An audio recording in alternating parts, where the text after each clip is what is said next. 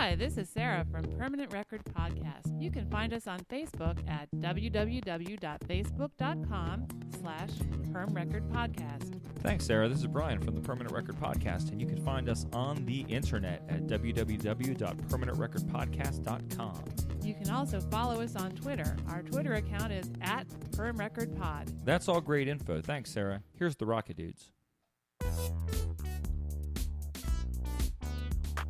Blue Zone Podcast Network presents Permanent Record, an in-depth look at the classic albums of the 70s and 80s, albums that have earned a permanent place of honor both in our hearts and in our record collection. Thank you, Jimmy K. You know, I think that's the first time that we've mentioned this theme music is from a band called the Rocket Dudes. Yeah, I think that's probably true. And Jimmy K, of course, is one of the four voices of the Rocket Dudes. So yes. it was nice that they were able to provide us a little theme music for our show. Indeed. It's a real treat. So it's Brian and Sarah coming to you from the Blue Zone Podcast Studio. How is everybody? Well, I can talk for myself and say that I am just fine. Glad to hear it. How about you? I'm doing pretty well. I've been enjoying my time this past week with the brand new Erasure album called World Be Gone. Ah, yes. Kind of a more mellow version of Erasure than what you may be used to. Oh, okay. They're not really sending us out to the dance floor as often on this one as they usually do, but I'm hearing a lot of songs that I like. All right. Well, that's great to hear. And we have been discussing Erasure on the last episode of our podcast. We took a look back to 1986 and an album called Wonderland. Yes, it was their very first release. So we are going to jump back into that. We're going to talk about side 2 of Wonderland. But before we get started, I just wanted to share with you, Sarah, and anyone who's listening, some information that I found as I was researching this record that totally shocked me. Okay. There was, in 2016, a company called Intervention Records, which reissued Wonderland here in the U.S. on vinyl. Okay, was that the 180-gram vinyl? It is the 180-gram vinyl, but not the one you're thinking of that we have. This is like a U.S.-based label that re-released the U.S. track listing of the record. But when they went back and dug out the original tapes that the band used to record this album, they realized that the mastering on those original tapes, that, you know, the mastering that was done to produce the records and the CDs that we've had since 1986, those tapes were bass limited. I don't know what that means. Those tapes were bass limited from 40 hertz on down. What it's telling you is that from the sound level 40 hertz and down, they sort of cut the files. Oh. So the bass on the original pressing of this record never was what it should have been. Oh my gosh. Which totally affects the sound of it. Absolutely. The bass is such a big part of it. Yeah, that's the foundation of the song. Right. So this label in 2016 produced a copy of the American version that sounds like it should have. Wow. Pretty crazy. Yeah, that is crazy. Thanks for sharing. Sure. So we are up to side 2 of this record. We had a good time listening to side 1. Oh, yeah. But now we are flipping the record and dropping the needle on side 2. And the first song on side 2 is a great song. Yeah. I think one of my favorites, as we'll talk about here in a second. All but right. This is a song called... Say What? Where is it here on my list? Why am I not saying it? Yeah, it's called Say What.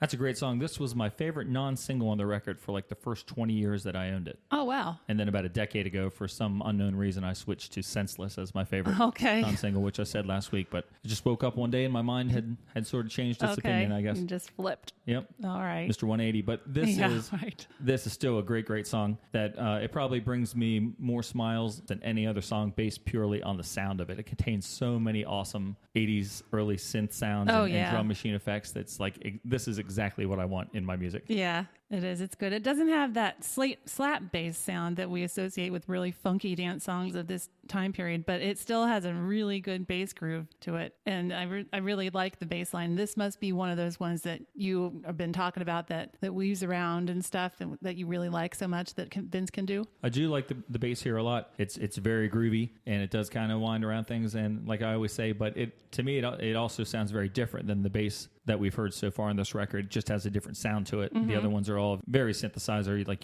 that it's a synth, but this one seems just a little different, seems a little more real. But yeah, it is a really strong bass line. Yeah, now that you've just told us about this other version of the album, I'd really like to hear what that sounds like and how the bass would be emphasized on this particular song. Well, I would have to think that, with the BMG re-release that we have that the band was involved with, I'm sure that they would have corrected that. Yeah. All right, we're going to have to drop the needle on that pretty soon. If the UK version was wrong to begin with, like the US version was, and like I'm saying, I don't know if it was, they would have to have they must have remedied that at some point. Yeah. Well, I've been listening to the CD in my car, so I'm not getting quite the bass that I should anyway. Yeah, right. I've been listening to it from that old CD as well. But it's still been very enjoyable. Mm-hmm. Oh, yeah. I really also love the very first keyboard voice that you hear in this song. It's sort of like a brassy, shuffling kind of sound. Yeah. I love that one too. Yeah. So many good keyboards on this one. Yeah, you're right. I like that one. I like the little drum sound. Mm-hmm. It's kind of like, it is shuffly. That's what I think of it. And it's got a real punchy sound to it.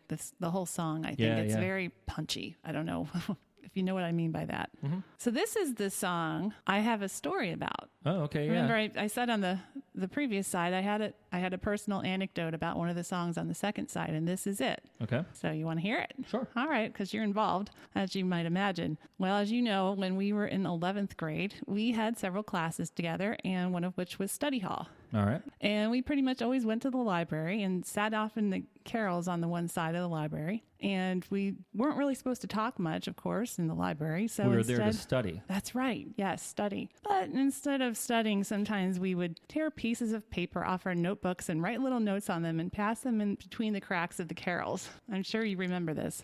I do, yeah. Yeah, I actually saved quite a bit of those notes for quite a long time. I was just looking for them, and I don't know that I have them anymore. I do distinctly remember one note where I must have written something that surprised you a lot, because your response was, "Say what?" But then right after that, in parentheses, you wrote, "The hell you think you've done? Drive me higher than higher."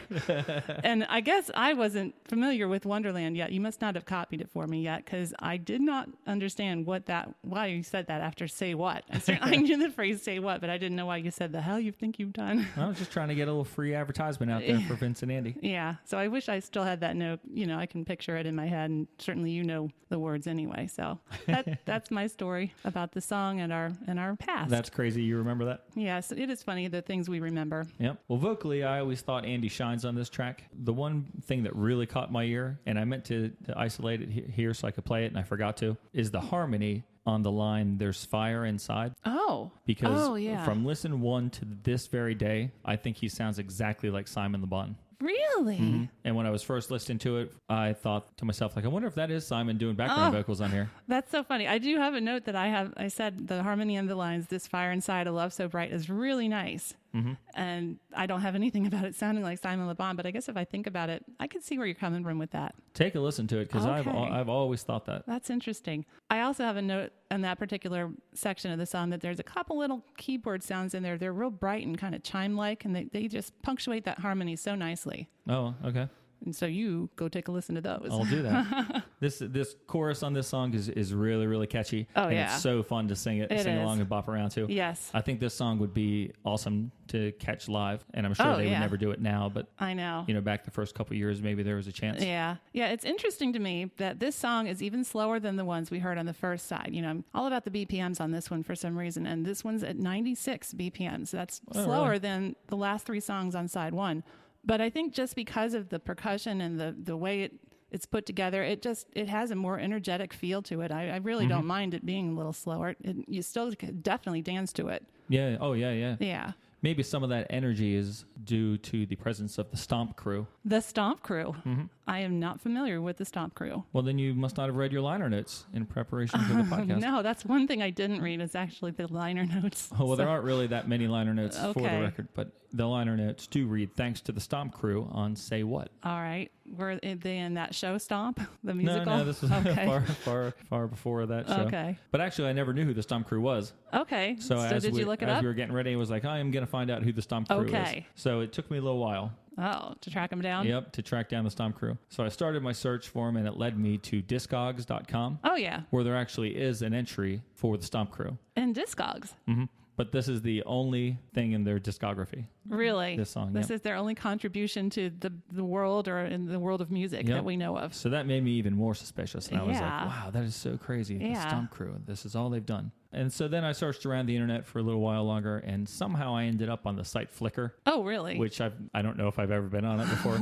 It's not a site that I don't even really know what the purpose of Flickr is. I think it's just photos. It's just like a photo sharing website. Okay. And there was some user on there named Analog Andy. Oh. And it's not Andy Bell. No. It's another guy who just happens to have the same name. Or maybe he really likes Andy Bell and he wanted to use Andy's name. Oh, he really does like Andy Bell. Oh. Because Analog Andy claims that he was a member of the Stomp Crew. Oh. Now, if you read the liner notes, when they thank the Stomp Crew, they list some names, and there's no one on that list named Andy. Uh-huh. But I still believe him, because the Stomp Crew is basically just a group of fans that caught on to Erasure like really, really early on. Oh. And followed the band. Uh-huh. So like early groupies. Those early years, right. Like even when, like before the record was out, when they just had singles. Oh, wow. Because Analog Andy talked about at one show, he got to talk to Andy Bell, and he had the 2 singles, Heavenly Action and Who Needs Love Like That, and he asked him to sign them. Oh. And Andy Bell said, like, this is the first time I've ever been asked to sign something. I feel like a rock star. Aw, that's so cute. So there was just a group of fans, and they invited them into the studio and had them shout along with this song. Oh, so they did the call and response stuff? Yep. The say what?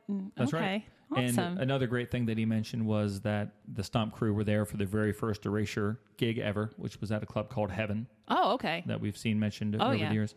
But he said also in attendance for that gig were Martin Gore, Andrew Fletcher, Alison Moyet, and Daniel Miller. No kidding. So you got to see all those folks there. Oh my gosh. Yep. That's awesome. And then the last thing that he really talked about, because this is all just commentary on one picture. Yeah. It was a picture of a very young Vince and Andy, and then a group of other young people. Oh, all right. Including this guy. He talks about the BPM tour, which seems to be the name of the tour that followed Wonderland. Oh, all right. And there were some nights, he said, where literally it was just Erasure playing to the Stomp Crew. Oh. So not only were their singles bombing on the charts, it seemed like nobody was showing up for their gigs. Oh my all the time, which gosh. I thought was insane. insane. That is so disheartening. Yep. Well, but they didn't give way. up, Sarah, so no. don't you give up either. Okay, I won't don't you give up on Erasure. Well, okay, I guess I won't now. It's 31 years later. Yeah. Yep, so that's the Stomp Crew. Wow. I was excited to finally know exactly what the story was of the Stomp Crew. Yeah, that was very insightful. Thank you. Oh, you're welcome. So I don't have a lot more to say about this other than this song seems to be about someone in a relationship who's really frustrated. Some of the lines seem to imply the other person in the relationship is being kind of a tease. Mm-hmm. You know, that's what the hell you think you've done. You drive me higher than higher. Mm-hmm. Others, though, seem to be about how the other person is very self-centered and closed up. Yeah. I mean, there's definitely some anger and frustration being expressed here. And I think the music, especially those punchy drum beats, really helped to accentuate that. Oh, and that shouting, too, from the Stomp Crew that's at right. the beginning. Some of the lyrics that I really like in this song, I had to wonder if the phrase keeping it tight or keep it tight, if back then in like 85 and 86, if it had the same meaning that it does now. Okay. Because if it does, I love the line, got no future, what's the use in keeping tight? Because it just made me picture like a really slovenly Andy Bell like strutting around a dance club with like his like chubby belly, his sweatpants, his chubby belly like hanging out below his shirt, like real scruffy looking. And he's just like, I've given up. But I'm still here like, hey, what's going on? Yeah. Oh my gosh, that's hilarious. I love that visual image. Yep. I got one for you in the next song. Don't you worry. Oh, okay. So it may, maybe it means something else back then. Yeah, I don't know. I mean, tight's another word for drunk, but that doesn't seem right here. So I don't know. I noticed that the song structure in this one is also different than what we've heard so far on this album. If you recall, last week we talked about how 3 of the songs just had verses and choruses. Right. 2 of them had a middle 8 thrown in there. Yeah. This one not only has a middle 8, but it also has the 2 short 2-line bridges between the verses and the chorus. Yes. A fire inside, a love so bright. Right. And why should I fall? No love at all. Yeah. This one, all of a sudden, it's not a complex song. It's not Bohemian Rhapsody, but it's a much more complex song than they've changed Reunion. it up a bit. Right. Yeah. So I just happened to notice that as I was reading along to the lyrics. And it makes me wonder who had more input into the structure and the lyrics of the song. Was it Andy or Vince? I'd have to think it was Vince. Okay. So I declare this song to be a real highlight of the album. Like I said, it has always been one of my favorites. Yeah, I agree. Also one of my favorites and a wonderful way to kick off the second side. Oh, yeah. It's off to a great start. Yep. And that brings us up to song number 2, which is also, I'm going to give you a little spoiler alert. This is also a great one. And this is called Love is a Loser.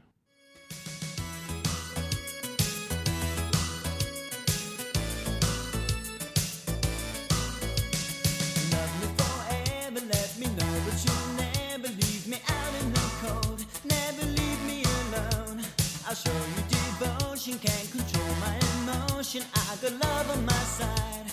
Hey, what a surprise. Oh my goodness. How can you hear that song and not think of being at a carnival or a fair or I know. something? Yep.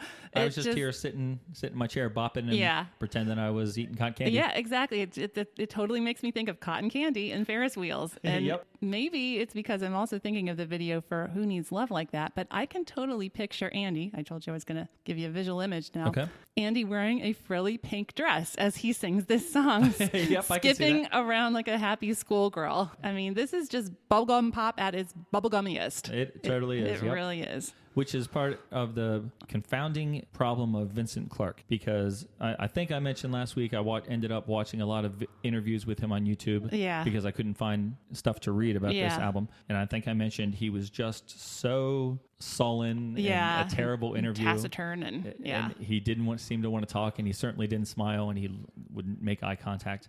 Yeah. And then just picturing that same young man like leaving the interview studio and going to the recording studio where he recorded this song. Yeah, and he probably had a huge grin on his face. Yeah, it's insane. It's such like, who is this man? So, I don't know, like Dr. Jekyll and Mr. Hyde or something. Because that keyboard riff and the keyboard sound, it projects such a feeling of fun. It really does.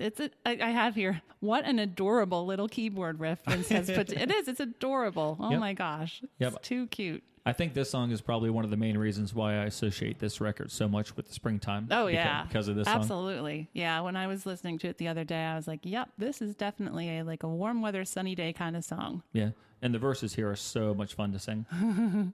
Yeah, because they're so sing-songy. I mean, it's like very easy to sing. Now, this track is the track that made me feel the most foolish as I tried to, if you recall, I said I had copied this off of my friend's vinyl. Oh, yeah. And I didn't write down the song. So as I listened to it, I was trying to discern the name of each track. Mm-hmm. And I figured this song had to be called Across the Nation. Oh, yeah. So that's what I had written. And then later when I was at his house, I checked the back of his record to see how close I was. And I was like, Love is a Loser. Yeah. What?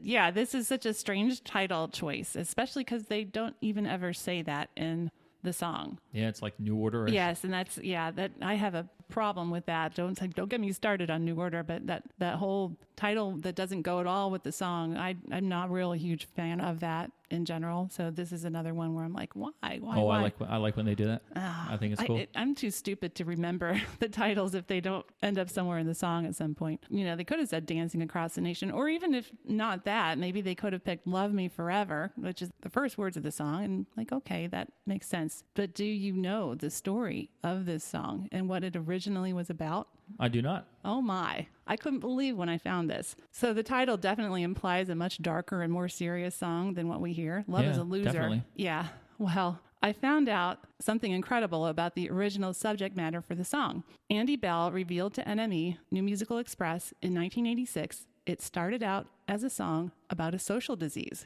Oh, really? Yeah, he said, this is a quote, "Sometimes Vince might be a bit stick in the mud about the lyrics, like, love is a loser. I thought, let's write a song about VD. And I started making up all these verses. Then Vince and me thought, oh no, you can't do that."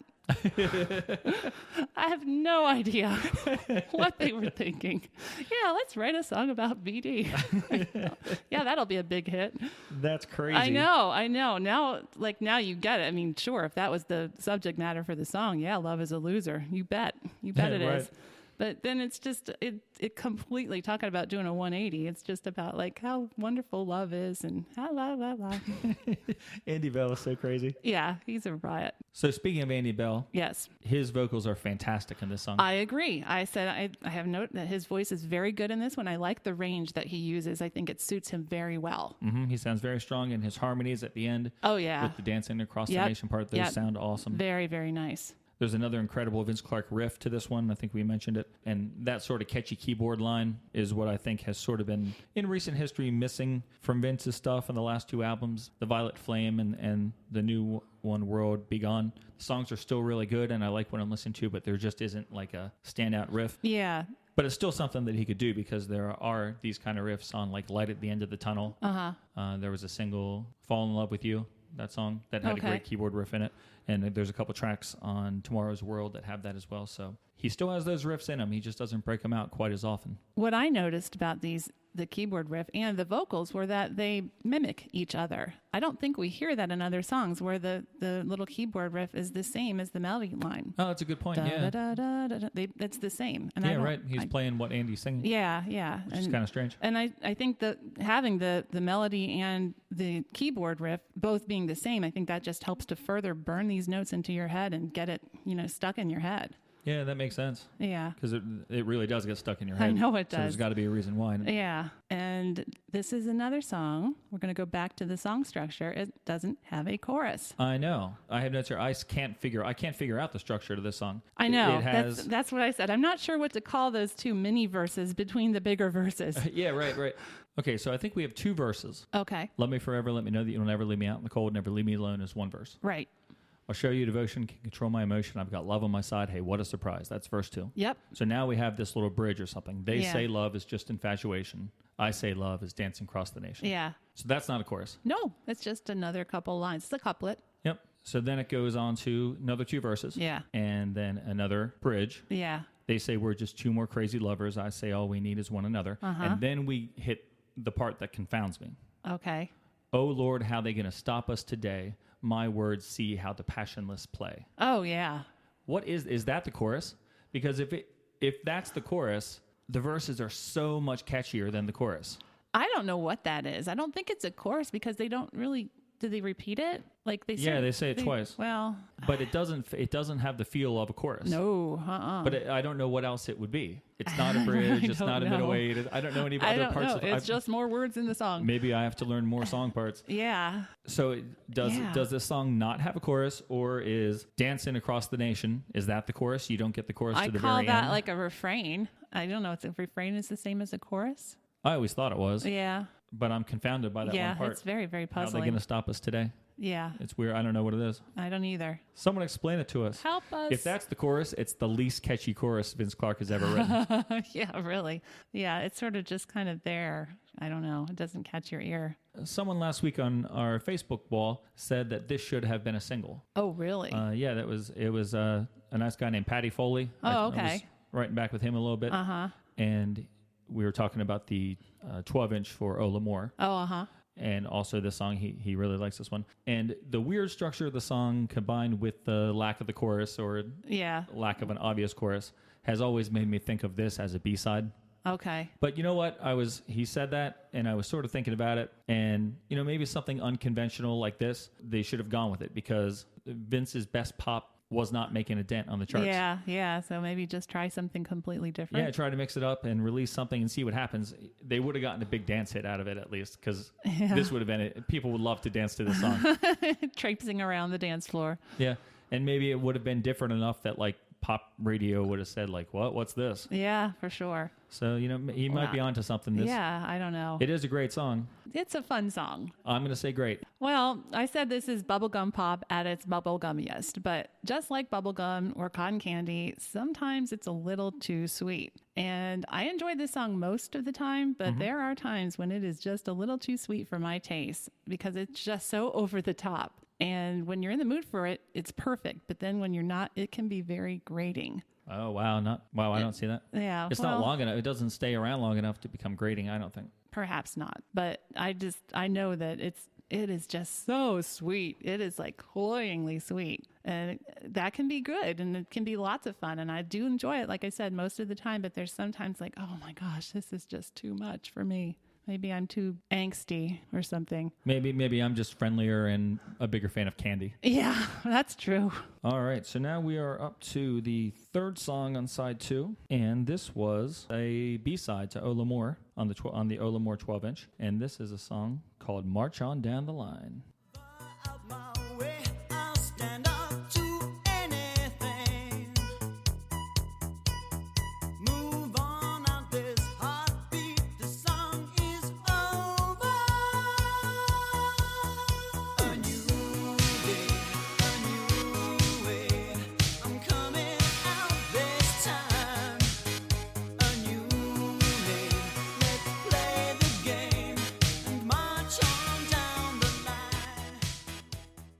So surprise, surprise, I really enjoy this one. Verses have a different sound than almost anything else on this record. They're a bit more subdued with minimal keyboards, and it really gives Andy's voice a chance to shine, which makes me wonder what you think about Andy's vocals on this one, because you were criticizing him for trying to go out of his range on side one.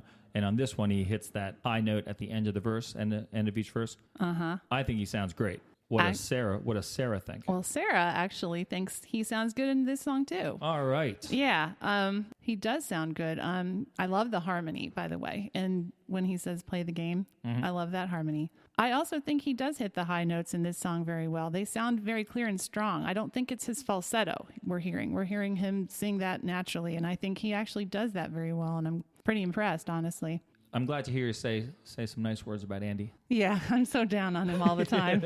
The background vocal when he goes, let's play the game. Oh, yeah. That is, to me, if I have any complaints about the vocals on this record, it would be that line. Just because to me it sounds like a Halloween ghoul. Well, I have the question to you on that one. I said, do you think he's trying to sound sultry? I'm not sure what he's trying to sound like. I don't know what kind of emotion or feeling he's trying to convey there, but it's very different from what we're used to hearing on the rest of his vocals. Yep, it really is, and it doesn't sound bad. It just is. It just sounds out of place to me. Yeah, I'm not the biggest fan of it, but it's not poorly sung. I mean, he's no hits those notes. The glissade is pretty good, but it's just funny. Yeah, we are back to a more simple song structure with this one. Yeah, we only have verses and a chorus again. Right, but we have verses and a chorus. Hooray! I like how the verses get by with just one keyboard part, the bass and a bass drum. It adds power to the chorus when like the full range of sounds comes in. The verses are very sparse, and then suddenly the song is very full sounding. See, that's the kind of thing that I don't like. I think we're missing out. You know, we know he can do all this stuff, and he does it in the chorus. And where is it in the verses? Come on, man. Delayed gratification. I'm not a fan. You appreciate it more because you've waited a little bit for it. Guess. I don't know. I don't buy it. Because the chorus is great. It is. This is another one. Yeah, I like the percussion in this chorus. Me too. And I like the bass, once again, has a nice sound to it. It's simple and quick, but it sounds really good. And whatever makes the sound that goes, ooh, like before the first verse and before each chorus. Yep, I have a note on that. I like that sound. Yeah. Where is it? I don't know exactly what it is or how to describe it. No, I'll describe it for you. The sounds that I think we're describing, it's kind of like what I call in other songs the disco laser. But it's like, but in this song, they sound like they're cut short. It's not like the full disco laser kind of sound, and it's like definitely a lower tone of one. Mm-hmm. But yeah, that kind of sound. It's like that. That makes sense. Yeah. In the beginning of the song, it's a very interesting start. We've got this song, I'll tell you the beats per minute. It's Richard Blade's favorite, 120 beats per minute. He always says this is the perfect tempo for a dance song. And then we've got the bass line that's basically doing double time, da da da da da da da. We got the good drum beat, and then we got a double time bass over top of it. And then over top of that, we've got a keyboard that's just kind of bubbling around. It's pretty catchy. It's not quite as catchy as Who Needs Love Like That, but it does get stuck in your head. But there's only these 3 layers, like you're saying. And I was saying in the beginning that the way they're designed, they really do build a great full sound off the bat. The vocals start, and then we get some keyboard sounds in the verse that make me think of like equipment or machinery, like in a hospital or factory or something. Boop, boop, boop, boop, you know. Yeah, I get that. Yeah, so I think that's kind of interesting. And we hear some more plunky keyboards later on in the second verse, and we get that hospital equipment stuff. Yeah, there's some very interesting sounds in here. Speaking of the keyboards, I have to admit that some of the keyboard voices used here strike me as being pretty similar to what we had just heard in Love is a Loser. I sort of hear a connection between these two songs that I'm sure is not intended to be there, but I think it comes from the fact that Mr. Clark's working with a smaller palette of sounds than he does on the next album. It could, most likely be a limitation of the technology at the time. I guess Yazoo didn't have a wide variety of sounds that they work with. A lot of things on Upstairs at Eric's sound that you hear sound over similar. And over again. So it's not, a surprise, but by the time of The Innocents, at least, this isn't a problem anymore. No. And, it could just be that, over the 3 or 4 years from this album to The Innocents, just synthesizer technology improved so much. Yeah, that's very possible. Lyrically, this one stands out to me because the verses don't rhyme. I have no clue what this song is about. I have no understanding. The first verse, love her out of my way. I'll stand up to anything. Move on out this heartbeat. The sun is over. What does that mean? I don't know if that's supposed to make sense or not. But I don't know either. It doesn't to me. And then in the chorus, he says, I'm coming out this time. So it could be about coming out, but he's already out. So I don't understand that either. Mm-hmm. Yeah, I don't know what this song is about. Yeah, I'm not sure either, but you like it. I like it. It has a great melody. It's another one of those. It's one of those 80s songs that, the words sound good. It doesn't matter what they mean. Exactly. I don't know what half the Duran Duran songs are about. Exactly. Yeah, we get into those, we'll be like, oh, we don't know. They just sound cool. I like this song. I like this version of it, but I really like the remix of this song. I think it takes a good song and makes it great. Oh, yeah? Yeah. That's just the extended remix the one that's on Olamore. Mm-hmm. I can't really remember what it sounds like or what it does right now for some reason. Yeah, I listened to it a little. I didn't listen to it the whole way through, but I remembered enough of it. And when I played what I did play, I'm like, I think this is a really cool version of this song. Cool. So we're burning through this side. This is the fourth song, and we're going to get a little tender ballad from Mr. Clark on this one. Indeed. This is called My Heart's So Blue. I've got the picture, think I'll hold it tonight. Wave goodbye. See my heart so blue. Wave goodbye. Lost for years.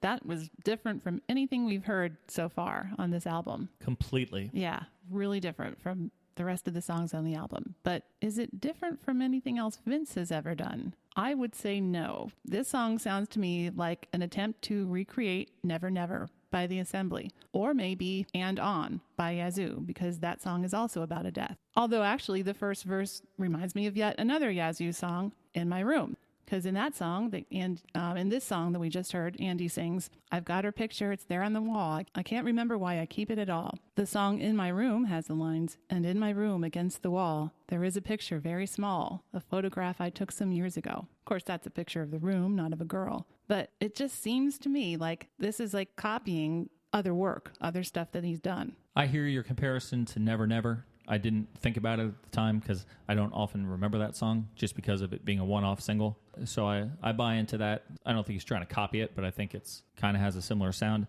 I'm not buying this other stuff. Okay. These comparisons. You think that's just a coincidence or something? I think it's a coincidence. Yeah, I can't dispute what you're saying, but I don't think it's anything Vince consciously did. Yeah, I went back and listened to Never Never again this morning. Never Never again. I listened to it this morning, and I thought he's almost trying in this song, Andy, is to have more of a vibrato. And if you know Fierkel Sharkey's voice, he's got a crazy, crazy vibrato. It's like a little bit over the top, ridiculous vibrato. Yes. In my opinion, I think it's a little hard to listen to, but that's just me. I do feel like Andy's trying to attempt to recreate that in this song. And there's even a keyboard sound that comes in here at about 125 that sounds like The Assembly to me. I just don't know. And again, it could be the limited number of keyboard sounds he has to work with, but just seems very coincidental. That keyboard riff, that's like the main keyboard riff in the... Doon, doon, doon, yeah. Doon, doon. Yeah. Last week I said that Vince did a really good job of separating this album musically from what he had done previously in Yaz. Yeah. And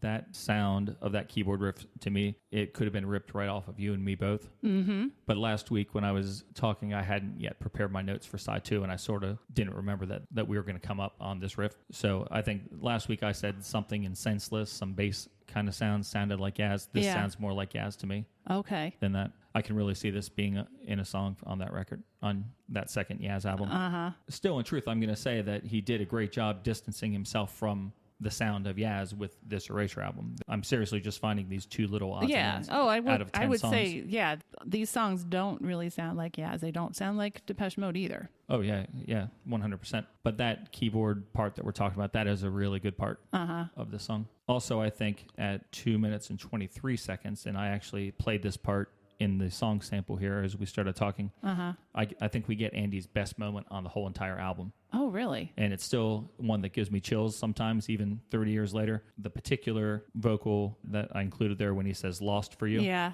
I love his voice when it's so dramatic and so incredible. Yeah, I know what you mean. And I think his performance here really shows us something that, you can't say that he doesn't come through like 100% on this track. It's a really strong performance, and I think that listening to this, you get a little bit of a clue as to what sort of performer he's going to grow into being. With the drama of this song and the strong performance. I think it shows you a little bit of the Andy Bell of the future. Oh, very interesting. And I have to think that Vince Clarke at this point knew that he made the right decision with Andy Bell. Yeah. Like picking him out of the 43 people that came into demo. So how do you feel about the marching military style drum beat that comes in at about 2:30? I like the military style drums at the end of this one. Another thing that separates this from the end of the album. It sounds like you're reading. I guess you had a note on that. I had a note on that. Okay. I like those drums. I like it a lot. Do you? Mm-hmm. I am not sure what I think about those drums. They're so different from the rest of the song. That's why it's so different than the rest of everything on here. Well, that's true. Yeah. And that's why I like it. This song just stands out so much because almost everything about it is so much different than everything we've heard. It's part of what makes it such an interesting section of the record. Yeah, I certainly appreciate the variety. I don't know if those drum beats and that drum pattern is supposed to make us think or give the idea that the person in the song who died was in the military. I don't know. Yeah, I don't know. It could be. Yeah. It could just be for the drama. I just think that this song just oozes drama, musically and lyrically and performance-wise. I think this is an incredible song. I read a review of it online that said it's unspectacular. Oh. And that it is nothing more than a prototype for the far superior song Spiraling, which will be on The Circus. Yeah. And I don't buy that at all. They're both great songs, but there's no way that this is just a warm-up for Spiraling. They're two different songs. I mean, I know they're both very sparse and dramatic vocals and things like that, but yeah, I don't really tie them together. Yeah, I hear no connection other than the fact that they're two of Vince's best ballads. I love this song. I'm saying a lot of good things about this song, but even so, whenever I'm listening to this record, my first thought as I get up to this point is often to skip this song. Simply because I've just spent 8 consecutive tracks like dancing around in my seat. And it's like, oh, it's a ballad. But if it starts to play before I skip it, I don't skip it. Okay. And if I listen to it, I will inevitably hit back so I hear it 2 or 3 times. Oh, wow. Because I just love listening to this song. It's so good. I really appreciate the variety that it brings to the album. I really think it's a nice change of pace.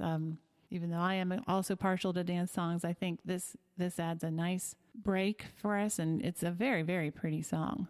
I still can't shake the impression that it's trying to be like another song, but it is a good song. I think it seems more mature than all the other songs on this record. I think when you listen to it, you can hear that for some reason this was an important song to Vince Clarke and that he really took his time with it.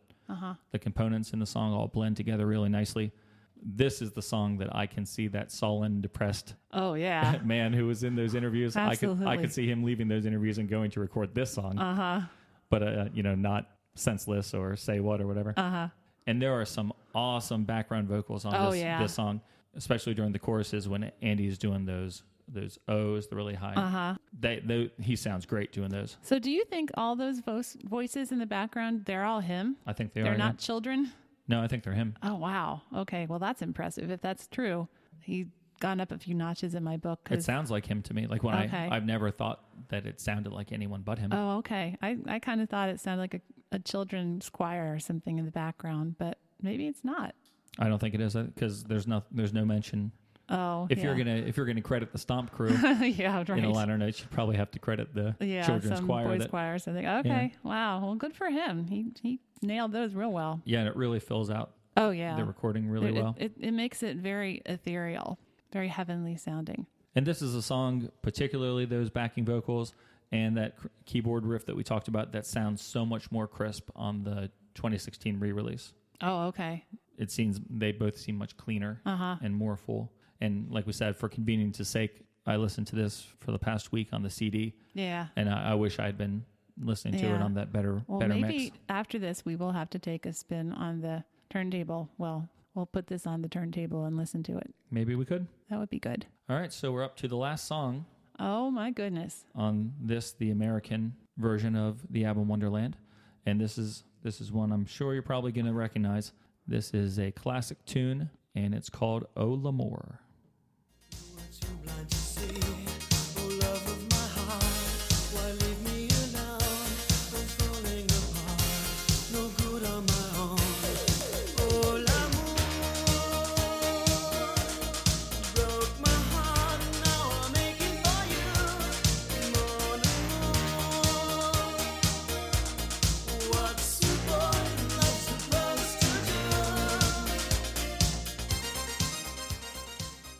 That's great stuff right there. The single "Oh L'Amour" peaked at number 85 in the UK. Oh, travesty. The third single from the record. Here in the United States, it got all the way to number 3 on the Club Play charts. Yes, Hot Club Dance Play. On the U.S. maxi single sales, it peaked at number 9. Hey, we liked it better than the Brits. We did. Yes. All right. Yeah, we did. We did something right in 1986 musically. Yay. Yeah. And did you know that this was the only single that has really done well in France? Yeah, I read about that. Yeah, it went to number 14. Yep. Guess they liked the title.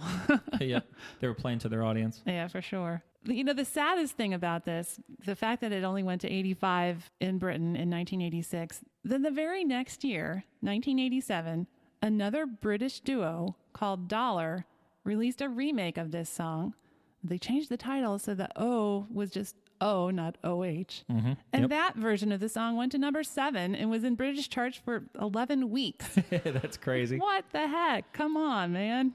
Of course, that ended up being that group's biggest hit and their last big hit. Well, obviously, Erasure is still going strong, so I guess that's good. But do you think that's just further proof that the British public really wasn't ready for Erasure in 1986? It just was not their year. Yeah, I don't know. I don't know what it is. I have not heard that version of it. I don't know what it sounds like. I've seen people make fun of it on like different Erasure discussions. Yeah. People like dismiss it. Yeah, but I didn't bother to go listen to it. I love this song too much to listen to an inferior version. I'm sure it's inferior. I'm sure it is too. And one of the things I really like about the song is that in my mind, it's bigger than this album. And even though the song wasn't a big hit, it is. People go crazy when they bring this one out live. Yeah, this has become a classic. It's a staple. It's just like when you think of Erasure, you think of L'Amour. Yep. And I thought it was a huge hit for most of my life. And in a way it was, just not in the regions we always talk about. Right. In South Africa, it was number 2. Yeah, isn't that crazy? Singapore, it was number 3. Australia was number 13. You said in France, number 14. And then years later in the UK, when they re-released it to promote pop, it hit number 13. Wow. Well, at least they figured it out later on. And one of the interesting things about the song is that we have, here in the United States, we have a completely different version on our copy of Wonderland than what the folks who bought the UK pressing have. Really? Yep, it's a totally different mix. And it sounds remarkably different. The US mix has a less frenzied feel to it. Oh. It has bass and accompaniment that fit really comfortably in with the rest of the record. It sounds very much like it belongs on this album. It also has nice quick little sound effects, things that put me in mind of like strumming a nylon string guitar, these little sounds at the end of lines and things. I don't hear any of those in the UK version. Oh, man. The British version seems much more focused on getting you to the dance floor. Oh. And yet it was a bigger dance hit in America. Yeah. And while the US mix, like I said, sounds like the rest of the album, the UK mix sounds like the rest of the club songs that I remember from this time period. It seems less distinctly Erasure. And more generic dance pop. Very interesting observation. Yeah, I think this is a great example. This song is a great example of how Vince will just put little sounds in here and there just for a moment to add some variety to the song. Yeah, I really like that. There's that little keyboard, I don't even know what to call it. I called it a dribble that pops in at about 43 seconds right after Andy finishes the phrase, looking for me. You were looking for me. Boom. That sound. And then at 50 seconds, he puts those little harpsichord type sounds in. And then at 55 seconds, we get my favorite, the disco lasers. Yeah, like disco lasers. These are full-blown disco lasers, not those cut-off ones we heard. That's right. Yeah, I think they're fantastic. There's so many little great keyboard riffs in this whole song. You know, the one that's in right after "What's a Boy in Love Supposed to Do?" It has sounds kind of like horns. That's fantastic. And the keyboards that accompany the melody line and the chorus are excellent. Oh yeah. Yeah, they are just excellent. Even though it has a very simple bass line and very basic drums, I think this is a well put together song. Yeah, this is another one where the bass sounds less like a synthesizer to me. It has a nice fat sound to it, but it sounds more real than some of the other songs. And there are really fantastic drums and fill in. Yeah. Along with the keyboard sounds on this one. Yeah, I can't say enough good things about this song. Something crazy that I never knew was that the artwork for the single, which I can picture because of Beale having the 12-inch for this. That's right. It had Thomas the Train Thomas the Tank Engine. on it. Yeah. They didn't have the rights to use that. No, they did not. That's insane.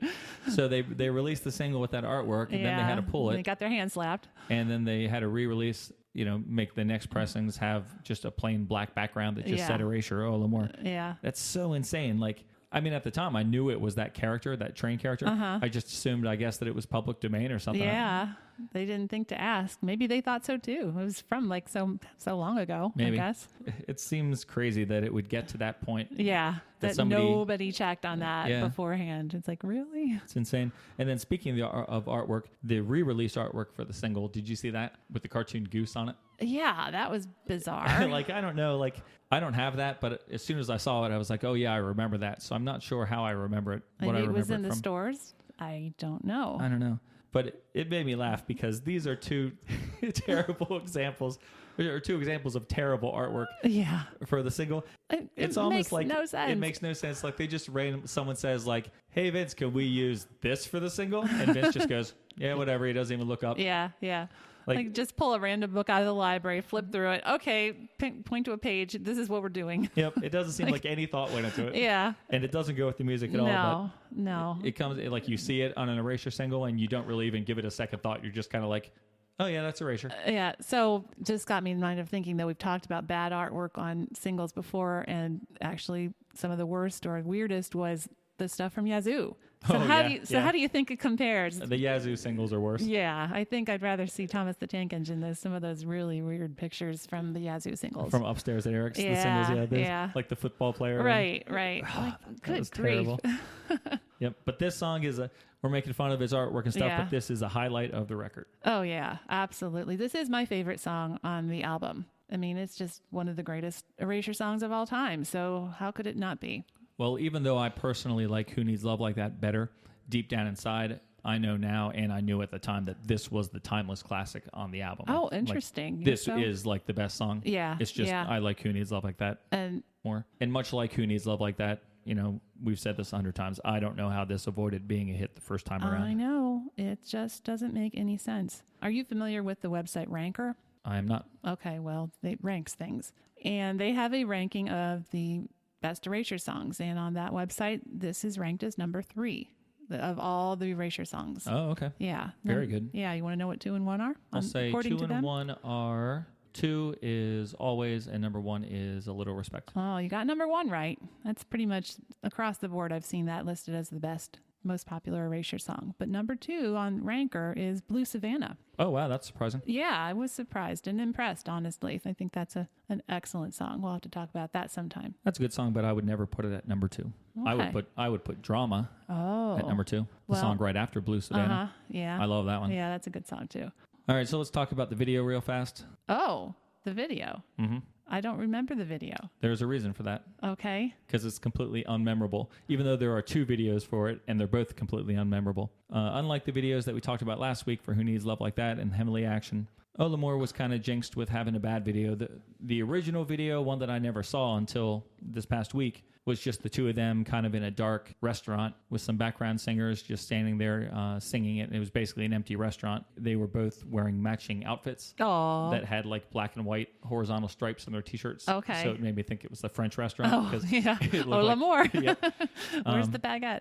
Right. I kept looking for one actually. Yeah. And it had like some silly 80s computer graphics that float up the gosh. screen for a little bit. It was very boring. The only thing that I really liked was that Vince did a lot of 2-finger keyboard playing where he Oh. just used his Okay. 2 index fingers to play a lot of things. Okay. But other than that, it was not very good. And then I watched the video that I'm used to seeing, which just combines a lot of live performances Oh. into making it look like that they're doing this live, even though Yeah. it's the studio version. Yeah. And Andy's wearing like a white tank top and white shorts. Okay. And it's also very boring compared Yeah. to the other videos. So that's why you didn't really remember them. And there isn't much more to say about them because they aren't very good videos. It No. Just it put was together. a third bleh. single. It was right. It seems like it was a cheap, hastily assembled video because it was a third single, and the Yeah. first 2 singles were not hits. Yeah, they're like, we're not going to spend any more money on this. Yeah, so it kind of got cursed with having a bad video. That's unfortunate. Probably could have done a cool video for this. Oh yeah, they easily could have. Oh, well.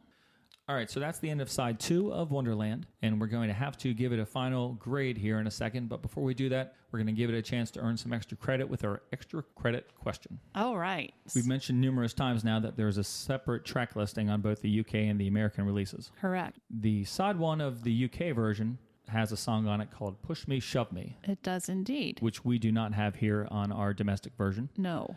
And side 2 of the record, it ends not with Ola Moore, but with a song called Pistol. Wow. Which we do not have here in the United States on our record. The UK version, just so you know, it does not have the song March On Down the Line on it. That's what they lost out on. Dropped that one. So Sarah, for extra credit, why don't you just give us a little bit of information on the song Push Me, Shove Me? All right, I can do that. For people who are not familiar with it. You going to play a little? It sounds like this. The same situation won't bring me down no more. I'll get on without you now. I don't need your help for sure. Push me, shove me.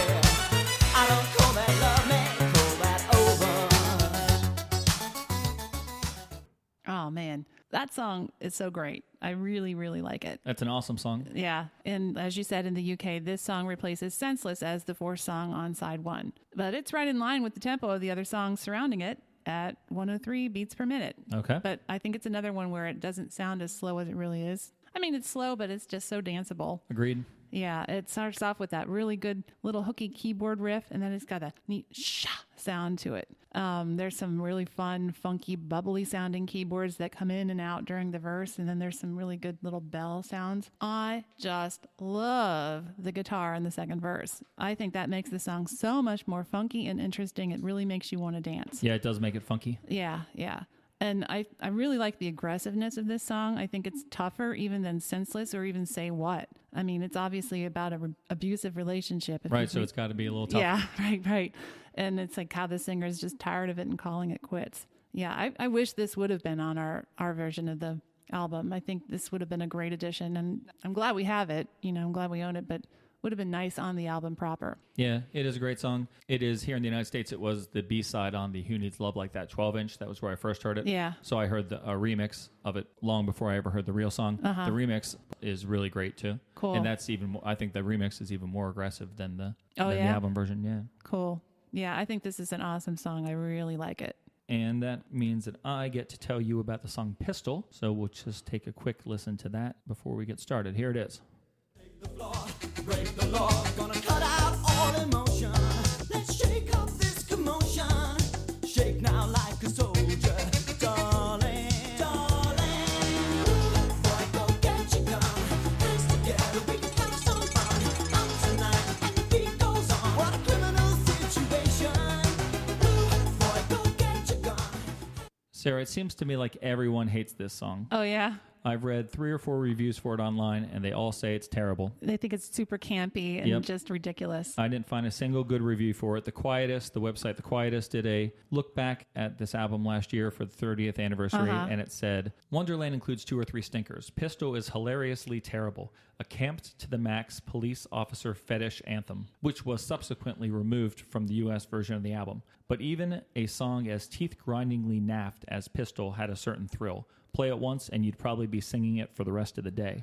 And that is the truth of this song. Yeah. You can say whatever you want about if it's good or bad. That's your opinion. But the fact is, it totally gets stuck in you. You will. Yeah. That person's right. You will sing the song for the rest of the day. It is so fun and so catchy. Putting the subject matter aside, right? Maybe the subject matter is ridiculous. I love the music in this song. Me too. And it is campy. But sure. Who the heck cares? This was a song, I never heard this song until 1989. Oh, wow. When it was on a Sire music sampler called Just Say Mal. It was a series of things they did every year called Just Say Yes, and each one had a different name. And this one was called Just Say Mal. It had Mal's picture on it. I see that. And I was obsessed with Erasure at this point. And at this point, they had released The Innocents and they had released Crackers International.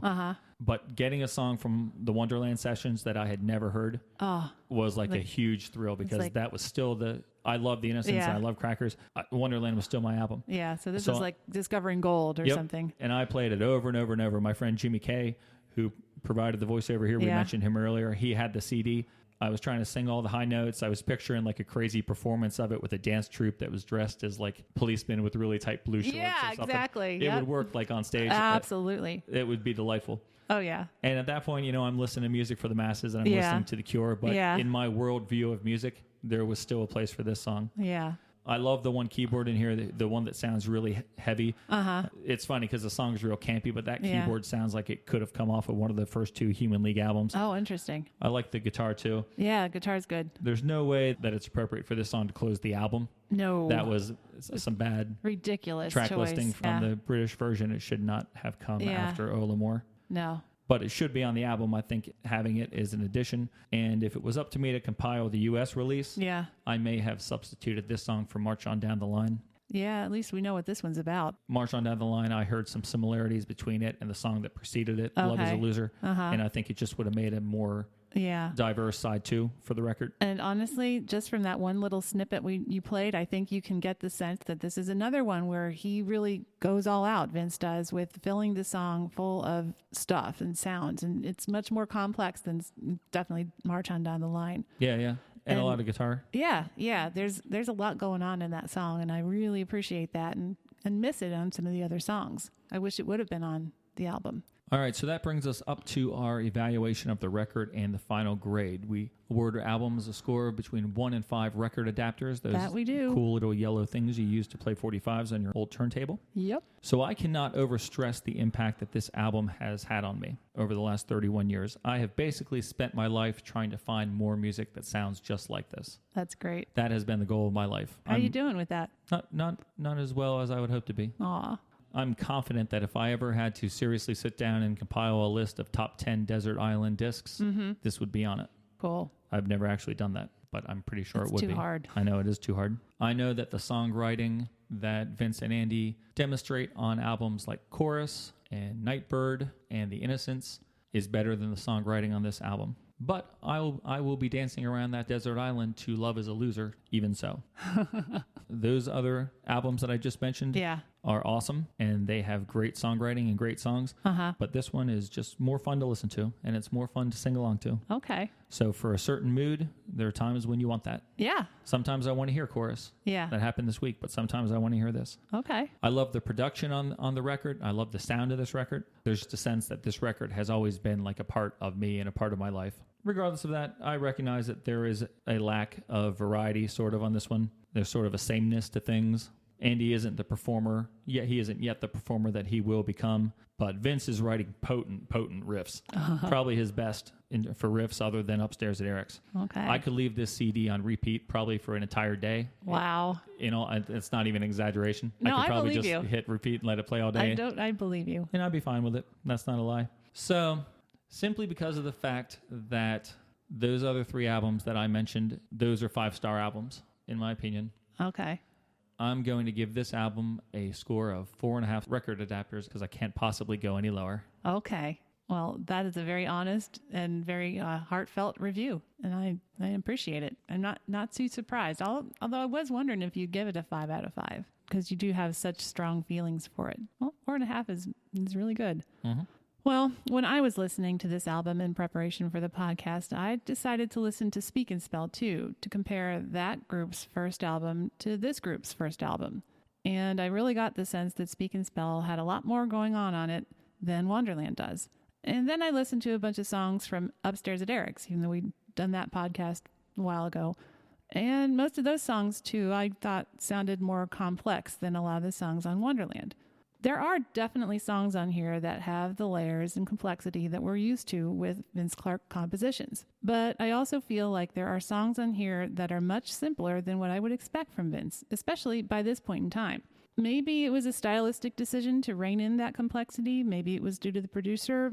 I don't know, but it's kind of disappointing to me to know that Vince is capable of so much more, and we only get reminders of it on this album and not a full album of it, of complex and varied songs. And I think side 1 in particular suffers from a bit of monotony. As I mentioned in the review of the first side, there are 3 songs in a row that are all in the same beat per minute range. And if they were dance songs in the 120 beat per minute range, I would probably not have a problem with that. But they're just mid-tempo, 106, 107. And they just get to be a bit boring to me after a while. I think the second side definitely provides more variety. Having said all that, I think there are some excellent songs on this album. My favorites are, in this order, Olamore, Who Needs Love Like That? Yes, despite those shaky falsettos. Say What? And Senseless. So that's almost half the album right there. And there are no truly bad songs on this album. Speak and Spell may have Just Can't Get Enough, but it also has What's Your Name? Ouch. And Upstairs at Eric's has Don't Go, but it also has Bad Connection. What's wrong with that song? Well, I think both of those songs are just a little more ridiculous than Love is a Loser or Heavenly Action. I say that because I think Love is a Loser and Heavenly Action know what kind of songs they are, and they're more deliberate with it. And neither of them say, hey, you're such a pretty boy, or, ooh, can you hear me? And I also consider the other albums we've reviewed this far and how I think this one fits in with them and in my liking of those. I can't say that I like Wonderland any less than Upstairs at Eric's, or even the one we just discussed, Songs from the Big Chair. But I also don't think I like it any more than them either. So, in the end, I just decided to give Wonderland a good, solid 4. Oh, wow, that's awesome. I thought you were setting me up for a much lower grade. Nope. I don't think I like it any less than any of those other songs or those other albums. I think it's a good first effort. Could have been better, but it's not bad by any means. Cool. All right. Well, I think I can live with these grades. Well, I think we should end this podcast now, and we should go listen to the Wonderland on vinyl. Yeah. Why don't we do that? Give that new mix a chance to impress us over the sound system here instead of our headphones that we've been listening to all week. Not that I'll come back and give it a 5 or anything, but hey. Well, if the mix changes your mind, we'll do an emergency episode. Oh, sounds good. We'll let everyone know. Okay. All right. So thanks for listening, everybody. We hope you enjoyed this listen to Erasure's debut album, and if you haven't already, check out their new record, World Be Gone, which is now on sale. Talk to you later.